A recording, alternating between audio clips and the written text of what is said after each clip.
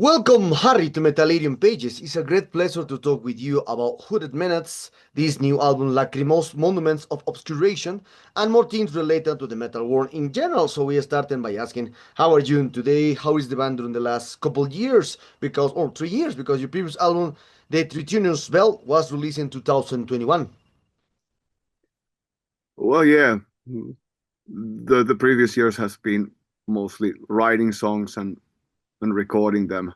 Like Lasse wrote the songs from 2022 to 2024. So last year, in the end of last year, we had the recording sessions, autumn and winter. So everything was already recorded during 2022.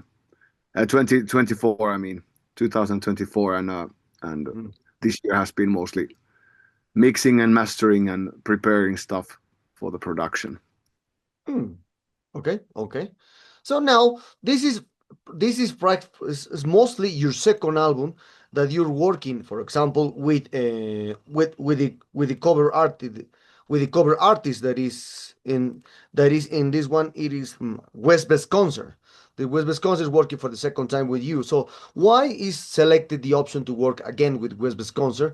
For example, for you, what makes special West Wisconsin compared to the a lot of artists to create an cover art. Well, he did a great job with the previous album, The Triton's Mhm, Bell, and so now we wanted to have a reliable cover artist to do mhm, our vision for this one. And Wes was contacted, and he got the idea, and he executed it very well. So it was just that because we had him before, and we knew that his style would fit the concept. So that's why we wanted to have him again, and he said yes. So here we are. mm. Okay, okay, okay. So now I saw that the Hooded Menace has an schedule a busy schedule releases album because each 3 years or 2 years you are releasing albums since the band started in 2007 because your first album was released 1 year later, your second album in 2010. So in these kind of situations, like you are like programming all these kind of release or and schedule each 3 years, Hooded Menace will release an album. Well, no, there's no such thing that as a plan to release in every 2 or 3 years. It just takes what it takes. Mhm. Like we don't have any rush, we don't have any pressure to have the album done in any period of time. But Mhm. we do the album when we have music ready and everything's like in its place. So it's kind of a coincidence, I think, that it's always like 2 to 3 years. Yeah. Okay, I understand.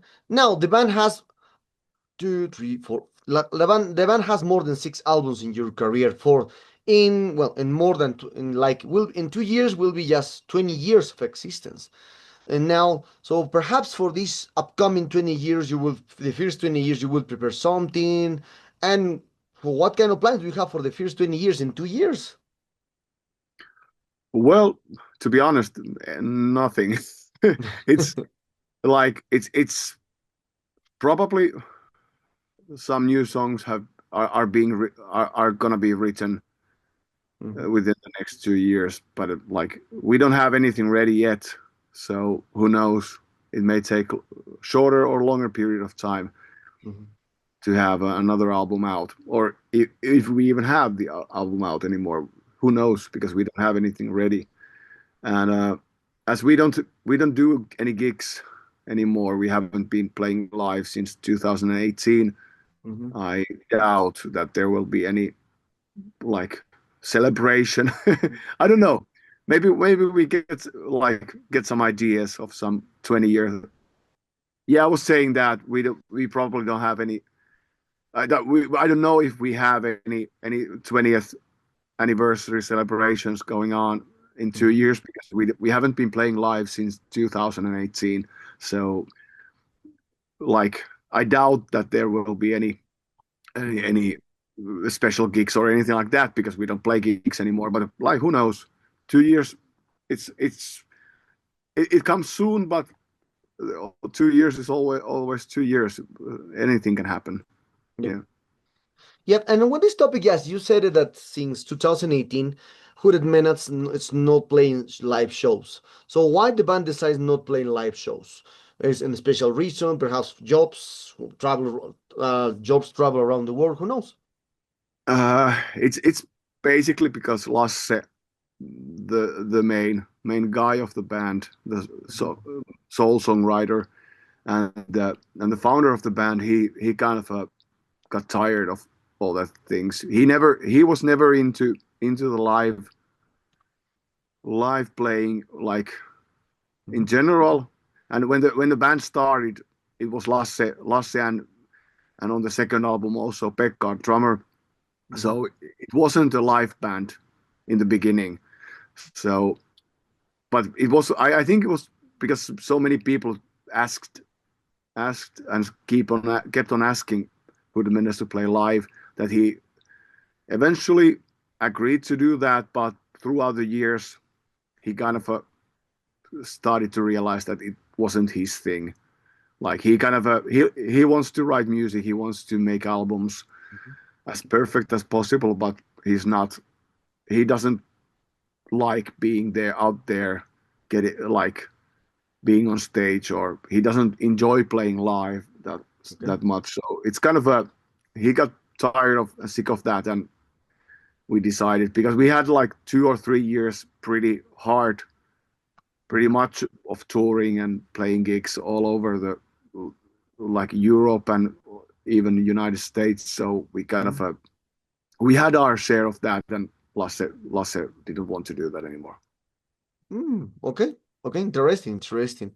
So now, and in this topic, so as you are a musician and you are continue recording new songs, new albums, that's the way now it works. Hooded Menace, do you miss this option to play live presentation with Hooded Menace and present these records? Because there's people that follow the band and the band during the years.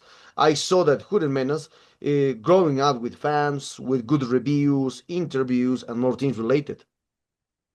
Well, yeah, I I always liked doing live shows with Hooded Menace, and but Mhm. I do music with other bands as well, so I get my share of playing live Mhm. without Hooded Menace as well. So I'm kind of okay with that. I would play live if it was my choice. I Mhm. would I would definitely enjoy playing like doing live vocals for Hooded Menace as well. But like yeah, I get to play live with the other bands, so I'm totally okay with the Mhm. as it is now. Okay, so then this kind of topic, well, as a musician, mostly all musicians has this approach to compose, play live presentations, etc., etc. So for you, what is the most the most the most the most important thing for you to play live, to create new music, or perhaps to do to be a fan of the music? So for you, which is the best important thing when you have a band? Well, it's creating music. That's the whole thing. And with Hooded Menace, I think it's like it's the only thing that band exists Mhm. at the moment is to get Lasse's ideas out there Mhm. and produce the records as authentic to and true to Lasse's vision as possible. But like for me, with the other bands as well, I think creating music, creating new music, that's the main point. And yeah, I like I said, I sometimes I get the point of doing live shows as well, and I do them. I don't mind doing them, but yeah, creating music and creating albums is the like main importance for me. Okay, okay, okay. Now we are talking about mostly of the composition process of this new album, and obviously, how do you relate in this kind of topic the concept of the album, the cover art, and the name of the album? Because the name of the album is some parts are. the name of the album is a bit long, the cover arts with Westbest concert. So how do you relate all the concept as you are the lyric creator? So how do you relate the concept of the album with the music, and obviously with this kind of density that the band has? Well, yeah. Uh, with this particular album, I think it's pretty much like roughly in general, it's kind of the same than the other albums as well. It has its own atmosphere, and the lyrics they all represent the same atmosphere and the same ideas. Uh, but the band has moved from the early album straightforward horror movie references into more this kind of obscure, maybe not that um, this kind of straightforward references of something like horror movies or anything like that. But it's more like, yeah, creating atmospheres and maybe this kind of a dream-like, nightmare-like sort of fantasies and ideas. So we like with the lyrics, with the cover art, with the title of the album, we want to leave lots of room for interpretation and imagination for the listeners. So we don't like, yeah, there's not no one meaning or no one thing that could be explained, and we don't want to explain too much because it's always good to have everyone have their own view and perspective about it. Hmm. Okay, okay. So now, well, talking about a little more for the promotion of this new album, and what kind of promotion do you have for this? As the band's not playing any more gigs or tours, so what kind of promotion do you have for this new album? Perhaps, well, you will continue doing interviews and more things related, but beyond of that, what kind of plans do you have for Hooded Minutes and this new album? Well, like, yeah, we'll do interviews when we are asked to do interviews, but like I think the best promotion is to just to have the album out and be like make it a good one. Hmm. Because the better the album, I think the more it's like it spreads and people hear about it and people talk about it. I think we're not, no one of us in the band is that much keen to promotion. Like it's a necessary evil thing. So we do the interviews and stuff, but it's not like we kind of have a thirst for them or any other promotion Mhm. sort of things. So yeah, I think the best promotion is just to make a good album and let let the let the word to mouth take care of the rest. Okay, okay. So, and in this kind of topic, well, yes, the band is more, yes, as no live presentation, there is no option to see you these songs live. But as you said it, there is the mouth to mouth, like opinion or spread the word in this kind of situation. So for this, how it was the reception until now for for the reviews, for the people, etc. of the comments, because the album released was last month. So now, well, yeah, released last month. So in this, so why is you can, so how is the expectation and more things related? So until now about the reviews, comments, etc. Well, they seem quite positive. Mhm. Like I personally haven't had anything.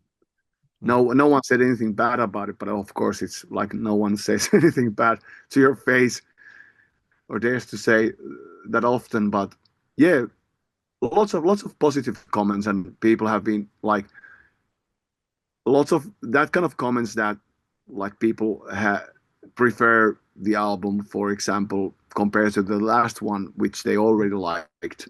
So I think it's going pretty well, and I and as we are satisfied with the record as well, it's kind of a good to hear that people have they agree Mhm. our idea of of the album and how good we think it is.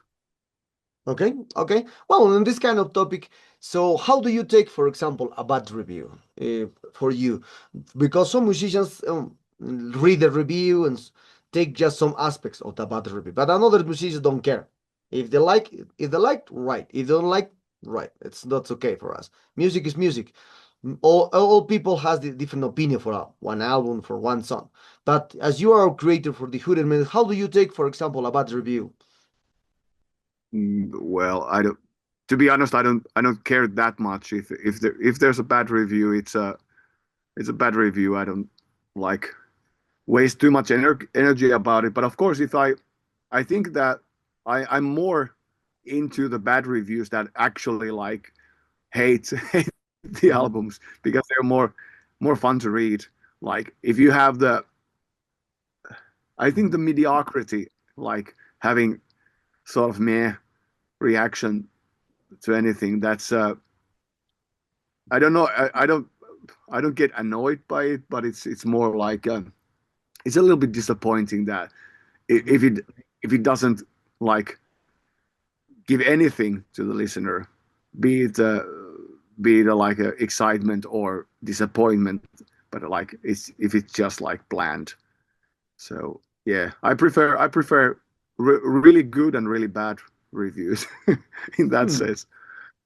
Okay, well, one thing that you said that is correct, because when I read it, a lot of reviews, for example, where the bands will know, a lot of the reviewers just write the good things about the band, not just put it, for example, bad reviews now, because mostly all records now sounds amazing for the new technology and etc. So now, what kind of opinion do you have for this new environment that we are living here? Because every now I saw that a lot of media just put in for not just YouTube records and a lot of records. And when you hear that record, it's not good. It's not good. It's good for the production, for the music, etc. For the standardization of the sound. But then when you hear about the music, it's not catchy enough to put there, for example, at 8, at 9 or 10. But this media just put it just great numbers in the music. It's like to cheating or to the fans. So what kind of opinion do you have for this now? This world that is putting all records, good reviews, no bad reviews, just few reviews. Like one or two media are putting bad reviews, but mostly all media 8, 9, 10 for all records. Well, yeah, I don't follow the music media that much that I could kind of recognize the thing you're describing. But yeah, I think at least in, for example, in Finland, because we don't have any, uh, we have only one printed magazine anymore about the music in general. We don't have any like metal magazines we used to have printed there or online. And I think the whole this kind of music criticism has a I think there it's like something like um, has to do something with the whole social media clicking, getting attention sort of thing. So not that much in depth reviews anymore that you can actually like see that people have or read that people have or the reviewer had some insight or an idea of that what he actually or she thinks about the whole thing because it's more like just describing the technical.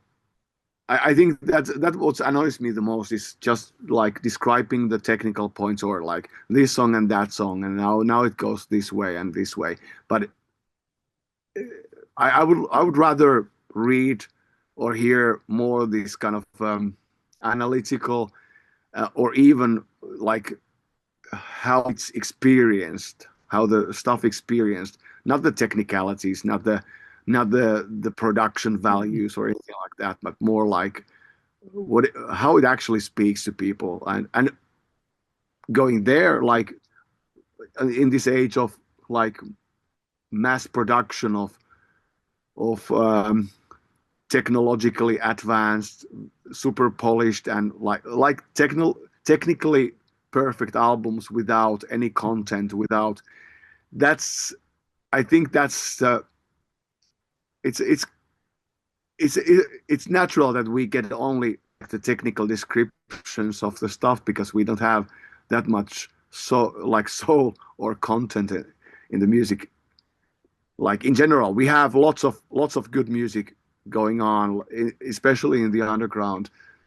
But I think that the amount of music that's being produced nowadays and released, it makes it um, sort of a hidden gems Mm. like and beneath all the big waves of stuff that doesn't matter that much. I don't know Mm. if this makes sense. Yeah. No, I understand, I understand. And when this kind of topic, Harry, well, you said one thing about the underground. Well, I remember that I was in the 80s or 90s. I remember very well that when you share music at that moment, it was for tapes, for a recommendation from a friend. There's no internet at that moment. That's a good thing. For many of us at that moment, it was like the golden era of the underground, sharing letters and these kind of things. But now, since the internet connection, for me especially, the underground disappeared completely. It's not like the it was to be in the, or yes, it used to be in like the 80s or 90s. Now with the internet connection, there is no underground for me because you don't have that kind of essence to share a band like nobody has or nobody knows. But now you just one click away to know a band from, I don't know, from Nepal, from here, or from a different, from a city that no one knows that exists in this situation. Now you can share easy as you can do.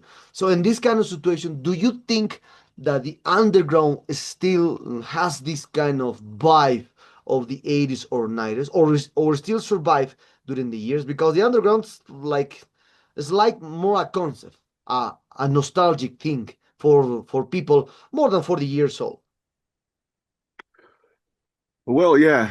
Um, I think there's still underground left, and I know like personally, I know people who still like, even if they're not like in their 40s or 50s, but they're younger people that they still kind of live the underground like true in their lives, like making stuff locally and writing letters and even tape trading.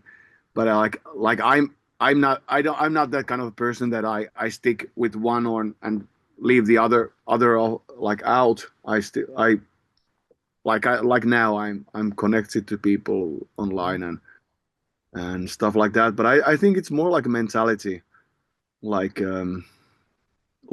being underground is I think it's the idea of making music for your like in your own terms and as a passion or as a calling, whatever you want to call it, and like make it no matter how many people will actually like listen to it. Like for example, when I like for my personal other bands, like some some some bands may have few hundred CDs out, and and they that's the all the audience globally that will actually get the band, and I'm fine with it. And if sometimes it the CD or 300 CDs is too much for like for an audience, I would be like happy to have 10 tapes for the selected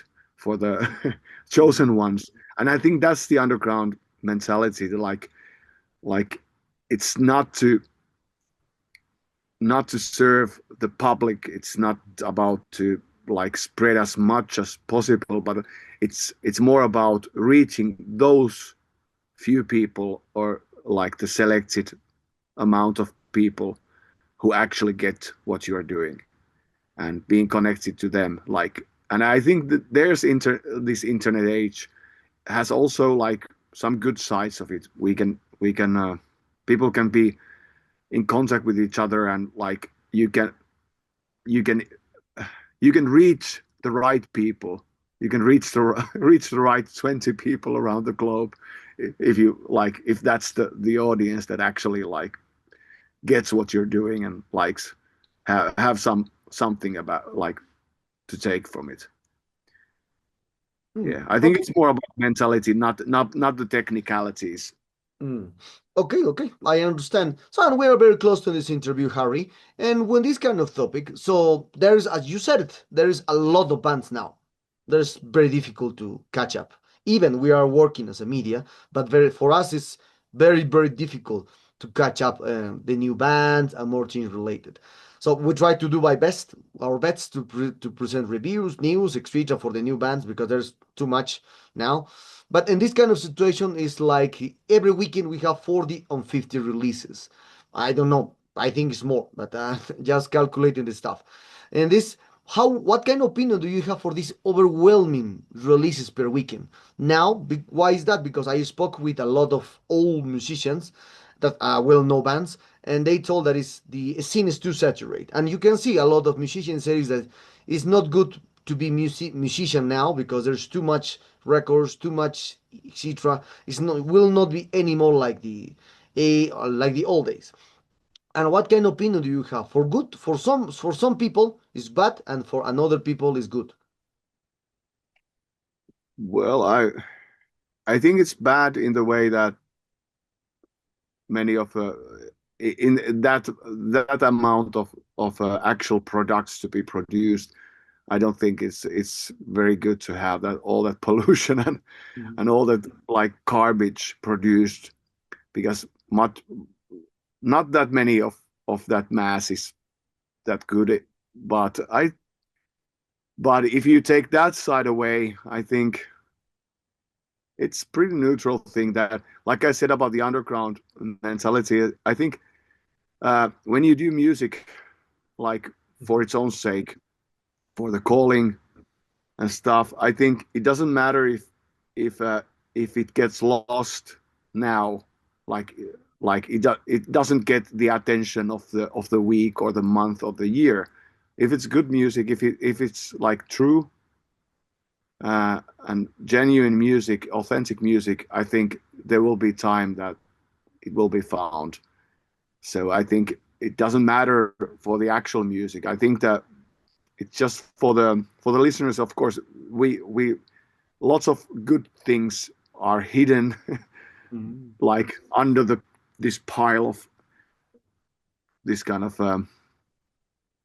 I wouldn't say nonsense, but like stuff that doesn't matter, that don't matter to you that much. So it takes more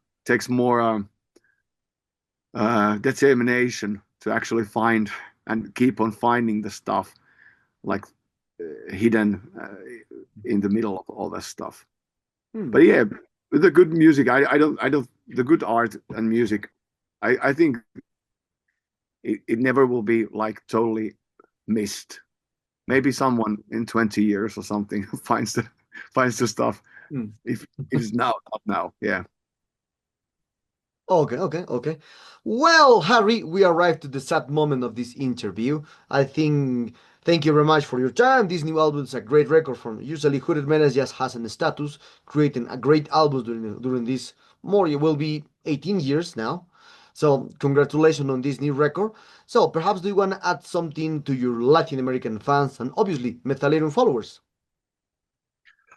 Well, I don't have any any specific stuff in mind, but yeah, I'm always glad that people in all around the globe like find the stuff we're doing because it's not it's not meant to be hidden here in Finland, but it's yeah.